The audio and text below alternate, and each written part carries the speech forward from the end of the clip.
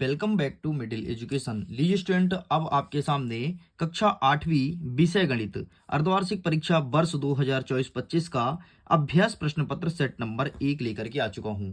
आपको मैं बता देता हूं, मिडिल एजुकेशन 2 सेटों में अभ्यास प्रश्न पत्र जारी करेगा और अगर आप दोनों सेटों को बहुत अच्छे से पढ़ के जाते हैं, एग्जाम में अच्छा स्कोर देखने को मिलेगा। देखिए, जैसे कि आपको पता है कि 60 नंबर का आपका पेपर रहेगा और समय आपको 2.5 घंटे दिए जाएंगे। इसी 2.5 घंटे में सब कुछ आपको कंप्लीट करना होगा। आप एक चीज ध्यान रखिएगा, यहाँ पर जितने भी क्वेश्चंस हैं मैं बहुत अच्छे से सॉल्व कराने वाला हूं ताकि आपके एग्जाम की बहुत अच्छे से प्रिपरेशन हो सके। देखिए, निर्देश में लिखा है कि सभी प्रश्न को हल करना अनिवार्य है। दूसरा नंबर कह रहा है कि यह एक अभ्यास प्रश्न पत्र है, इसका आपके वार्षिक परीक्षा से या फिर आपके परीक्षा से कोई भी संबंध नहीं है। आगे बढ़ते हैं, बहुविकल्पी प्रश्न 1 से लेकर के 5 तक। निर्देश में कहता है प्रत्येक प्रश्न के लिए आपको 4 विकल्प दिए जाएंगे, जिसका सही उत्तर चुन करके आपको लिखना है और प्रत्येक प्रश्न के लिए आपको 1 अंक दिया जाएगा। पहला नंबर कहता है कि 3m बराबर 5m माइनस 8y5 का हल क्या होगा। तो जब मैंने इसे सॉल्व किया तो इसका सही आंसर निकल के आया m बराबर 4/5d।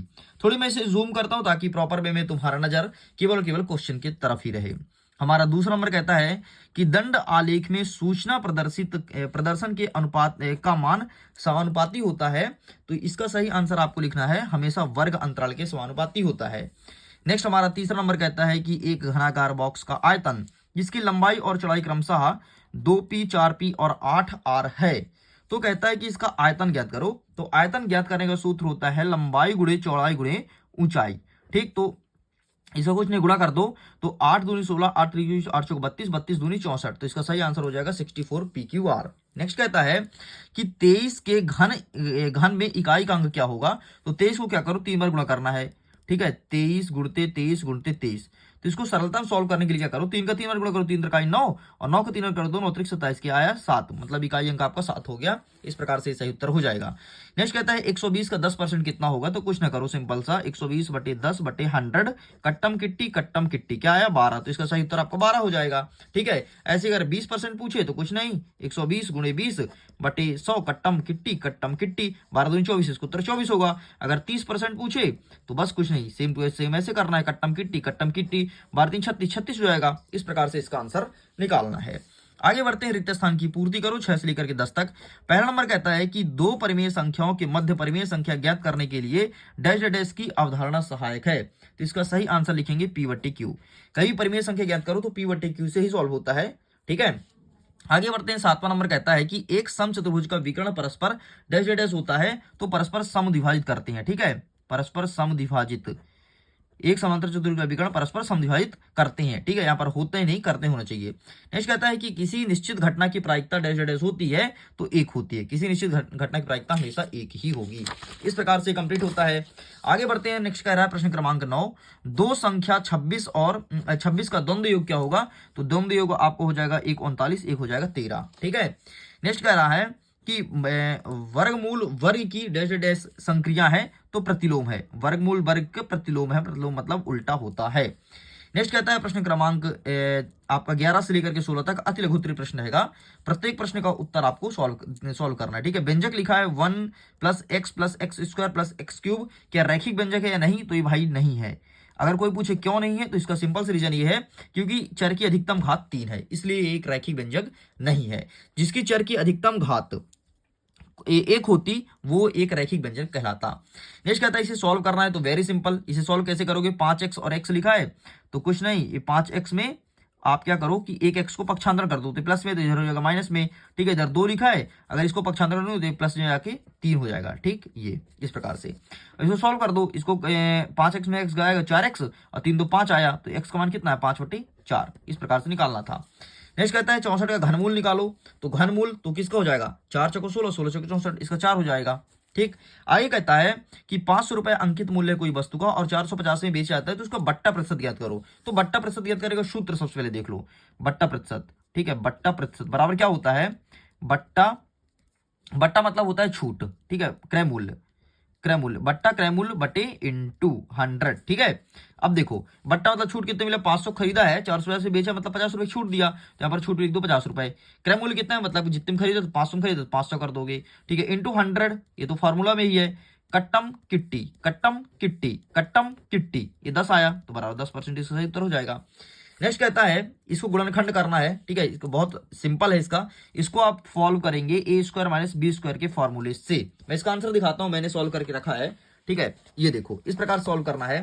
ठीक, क्या हो गया, ये आपने इसको हटाओ, ठीक है, ये गलत हो गया था, ये तुमने कर दिया, ठीक है। इसमें जब सूत्र लगाओगे ए स्क्वायर माइनस बी स्क्वायर का तो ये टूट जाएगा आपका इसमें 3x बाय माइनस 4, 16 लिखा है तो, और 3x बाय प्लस 4, बस इतना लिख के कंप्लीट करना है, ठीक है, इतना सरल था। चलो साइड करते हैं। नेक्स्ट क्या कहता है कि 3/4 को प्रतिशत में बदलो, सिंपल सा, 3/4 3/4 कर दो, प्रतिशत मतलब 100 होता है, कट्टम किट्टी, तो 4 का पहाड़ा पढ़ो 100 बार तो 25 बार में जा रहा है, तो 25 तिहाई 75% ले भाई, प्रतिशत में कन्वर्ट हो गया, इतना सरल था। नेक्स्ट कहता है कि लघुत्तरीय प्रश्न सॉल्व करना है 17 से लेकर के 22 तक, ठीक है। नीचे दिए गए प्रश्नों को हल करो, इसको सॉल्व करना है, एक वितरिका दिया है, इसका मान ज्ञात करना है। देखो मान क्या लिखा है कि 9/16 गुणते 9/12 धन 9/16 माइनस गुणते माइनस 3/9, तो इसका आंसर भी मैंने सॉल्व किया है, मैं दिखा देता हूं।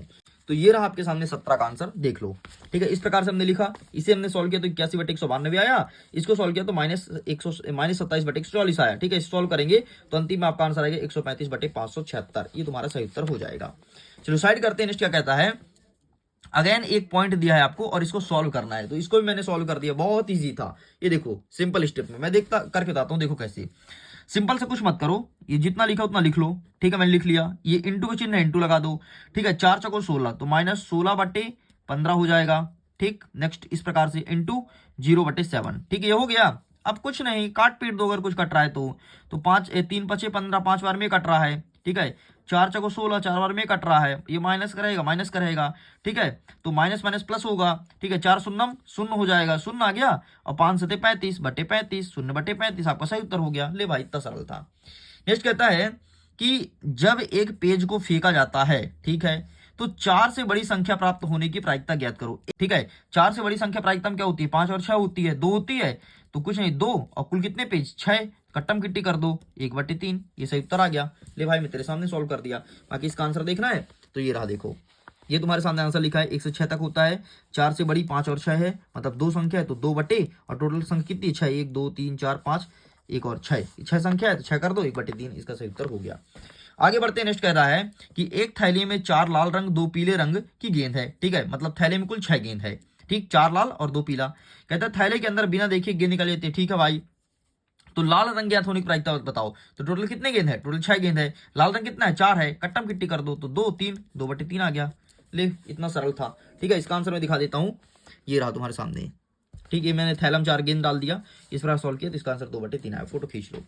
आगे बढ़ते हैं। नेक्स्ट कहता है कि एक समचतुर्भुज का 240 सेंटीमीटर स्क्वायर और विकर्ण की लंबाई 16 सेंटीमीटर है, तो दूसरा विकर्ण ज्ञात करो। आओ इसका आंसर देख लो, ये लिखा है देखो, 240 इंटू डी इंटू 16/2, ठीक है, कट्टम किट्टी कर दो, तो इससे हमने मल्टीप्लाई कर दिया 16 में, किसका 16 में कर दिया डी का, ठीक, तो ये अगर 16D, और ये जो भागे में थे इधर गए तो गुणा हो गए, 240 में 2 गुणा करोगे 480 हो जाएगा, ठीक है, काट पीट दिए तो डी का मान आ गया 30, यही तुम्हारा उत्तर हो जाएगा।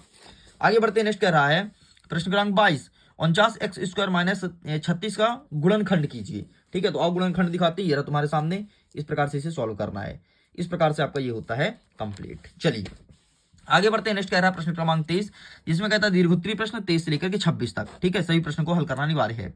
23वां नंबर कह रहा है कि ये और ये मतलब इधर का बराबर लगा है, इधर का ये, इसको जांच करना है क्या सही है नहीं, तो जांच कैसे करोगे कि दोनों सॉल्व करो, अगर बराबर आ रहा है तो सही है, नहीं आ रहा तो गलत है, तो हमने सॉल्व किया है इस प्रकार से, देखो ये लिखा, ठीक है, इस प्रकार से पूरा सॉल्व किया, एंड अंतिम में हमारा आंसर निकल के आया -11/30 अर्थात ये बराबर है, तो ये तुम्हारा फाइनल आंसर हो गया, फोटो खींच लो। साइड करते हैं। नेक्स्ट क्या कह रहा है कि एक माली को 620 पौधे लगाना है, जिसके प्रत्येक पंक्ति में उतने ही पौधे आए जितना पंक्तियां हो, तो प्रत्येक पंक्ति और पौधे की संख्या निकालनी है कि कितने पंक्ति हैं और कितने पौधे हैं, तो मतलब 620 है, तो 620 मतलब सिंपल से कह रहा है कि ऐसा कितने का संख्या गुणा करोगे कि आपका 620 हो जाए। तो देख यार इसको कैसे सॉल्व करेंगे, ठीक, तो ऐसा कोई देखो कि 620 किसका वर्ग है, तो मैंने 24 का देखा, 24 का वर्ग होता है 600 476, और एक बार मैं 25 का वर्ग करूं तो 25 का वर्ग होता है 625, ठीक है, तो हमारे यहाँ पर थोड़ी मिस्टेक है, यहाँ पर 625 होना चाहिए, ठीक है। अब मैं 625 निकालूंगा तो 25 पौधे आएंगे, तो इस प्रकार से इसका सही उत्तर 25 हो जाएगा, ठीक है, मैं दिखा देता हूँ इस प्रकार से, देखो यहाँ पर हमने सॉल्व किया है, ये देखो इतने इतने इतना आ गया, ठीक है। फिर 625 का हमने वर्ग निकाल दिया तो 25 आया, अर्थात पौधे पंक्ति की संख्या 25 होगी। यहाँ पर थोड़ी मिस्टेक था क्वेश्चन में, इसलिए आंसर नहीं आ रहा था। या फिर यहाँ पर 476 होता तो आंसर आता, या फिर यहाँ पर 620 होकर के बल्कि 25 होता तो आंसर आता, तो हमने 25 यहाँ पर कर दिया। यही प्रश्न का सही सॉल्व हो जाएगा। नेक्स्ट देखते हैं, हमारा 25 नंबर कहता है कि 2% वार्षिक दर से बढ़ते हुए 2002 के अंत तक एक स्थान की जनसंख्या 64,000 हो गई, तो 2005 में गांव की जनसंख्या क्या रही होगी। तो ये रहा इसका आंसर, देखो ठीक इस प्रकार से सॉल्व करना है, पूरा पूरा आंसर लिखा गया है, ठीक। तो ये रहा तुम्हारा फाइनल आंसर, ठीक है। इस प्रकार से तुम्हें सॉल्व करना है, तो पूरा पूरा इसका स्क्रीनशॉट आप ले लो। आगे बढ़ते हैं, नेक्स्ट कह रहा है 26वां नंबर, 2a² प्लस 3b² को हल कीजिए। तो इसको सिंपल सा एक फॉर्मूले पर पुट करना है। वो फॉर्मूला क्या है, a प्लस बी का whole square, a² plus 2ab, और इसका हमने पूरा फॉर्मूला ब्रेक किया तो ये हो जाएगा a प्लस बी का स्क्वायर माइनस 2ab। तो a का मान हमारा क्या हो गया, 2a हो गया, तो हमने इसका रख दिया, b का मान 3b हो गया और स्क्वायर लगा दिया और माइनस 6ab। ये तुम्हारा फाइनल आंसर हो गया। लो भाई, इस प्रकार से तुम्हें सॉल्व करना था। प्रश्न क्रमांक 1 से लेकर के 26 तक सब कुछ कंप्लीट कर दिया हूं। अगर इसके पीडीएफ डाउनलोड करना है, लिंक डिस्क्रिप्शन बॉक्स में जाकर के पीडीएफ को डाउनलोड कीजिए और सारे क्वेश्चंस को बहुत अच्छे से प्रिपेयर कर लीजिए, ताकि एग्जाम में बेहतर स्कोर गेन कर सकें। टेलीग्राम एंड व्हाट्सएप पर जरूर जुड़ना, लिंक डिस्क्रिप्शन बॉक्स में है, चेकआउट कीजिए। Okay, bye bye.